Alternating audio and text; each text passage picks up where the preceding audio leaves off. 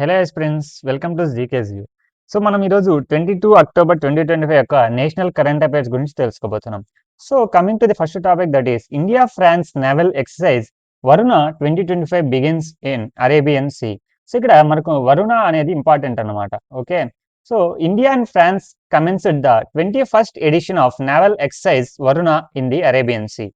It aims to enhance the interoperability between both navies and strengthen maritime security. Indian Navy deploys INS Chennai and P-81 maritime patrol aircraft. So ఇక్కడ భారత France నౌకాదళాలు Varuna 2025 అనే సంయుక్త వ్యాయామాన్ని Arabia సముద్రంలో ప్రారంభించాయన్నమాట. ఇరు దేశాల నౌకాదళాల మధ్య సమన్వయాన్ని పెంపొందించడం, సముద్ర భద్రత అంటే మారిటైమ్ సెక్యూరిటీ బలోపేతం చేయడం దీని లక్ష్యం. భారత నౌకాదళం ఐఎన్ఎస్ చెన్నై P-81 పాట్రోల్ విమానాలను మోహరించిందన్నమాట. Coming to the exam relevance, it comes under general studies paper 2 and 3 international relations, that is India France defense cooperation and maritime security. Coming to the second topic, that is India RBI launches digital rupee version 2.0 pilot for retail use. The Reserve Bank of India launched a digital rupee phase 2 pilot in 20 cities for public retail transactions. This version integrates UPI interoperability for easier usage.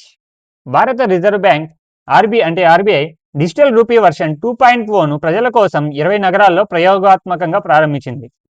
ఇది UPI inter operability ద్వారా మరింత సులభంగా ఉపయోగించుకునేలా రూపొందించింది RBI అన్నమాట.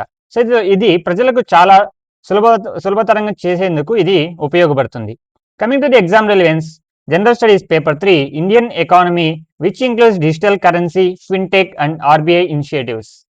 Coming to the third topic, that is ISRO launches Aditya L1 Data Access Portal. ISRO announced the launch of the Aditya L1 Mission Data Portal for public access to solar research data. The mission continues to study the sun's corona, magnetic storms and solar radiation effects. ISRO Aditya L1 mission data access పోర్టల్ను ప్రజలకు అందుబాటులోకి తీసుకొచ్చినట్లు ప్రకటించిందన్నమాట. ఈ machine సూర్యుని కిరీటి భాగం, చుంబక తుఫాన్లు, సౌర వికిరణ ప్రభావాలను అధ్యయనం చేస్తుంది. ఇది మనకు రీసెర్చ్లో మనకు చాలా ఉపయోగపడుతుంది అన్నమాట. అందుకే మనకు ఇస్రో అనేది మనకు ప్రజల కోసం ఈ ఆదిత్య L1 మిషన్ డేటాను మనకు పబ్లిక్ యాక్సెస్ ఇవ్వడం జరిగింది. Coming to the exam relevance, general studies paper 3 science and technology, which includes space research, ISRO achievements.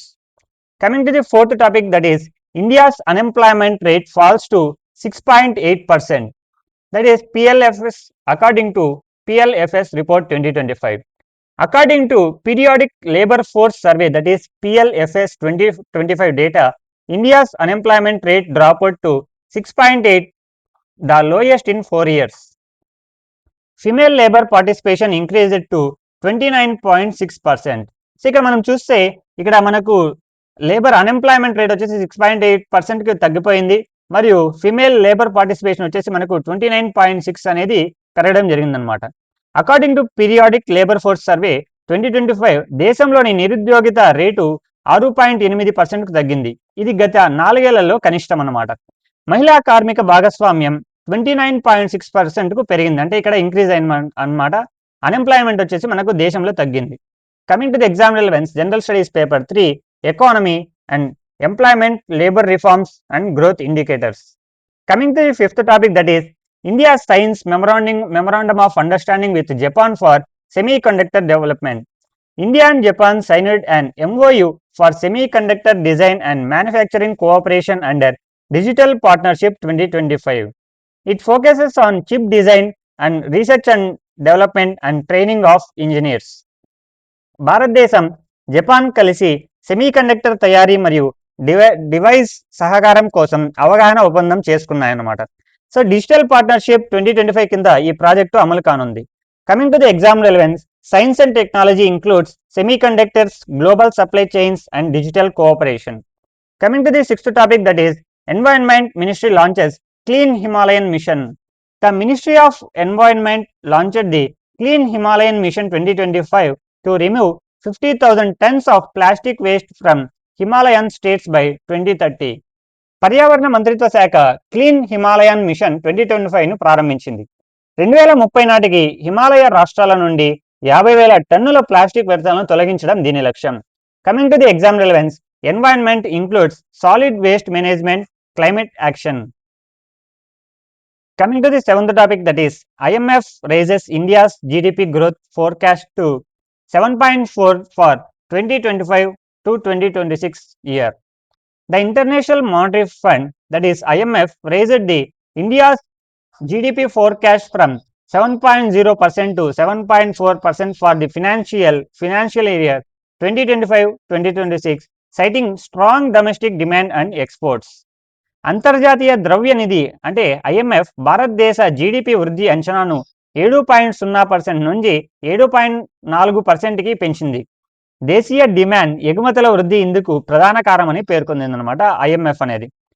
Coming to the exam relevance, general studies paper 3 economy includes growth indicators IMF reports. So finally summary for revision.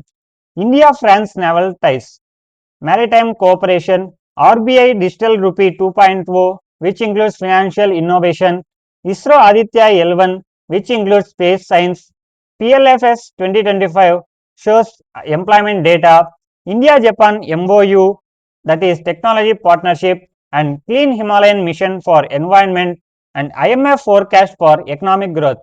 So ఈరోజు మనం దగ్గర 7 topics cover చేసాం అన్నమాట. So ఇందులో ముఖ్యంగా మనకు national current affairs exam point of వ్యూలో ఇది చేసాం, చెప్పడం జరిగింది, ఎక్స్ప్లెయిన్ చేయడం జరిగింది.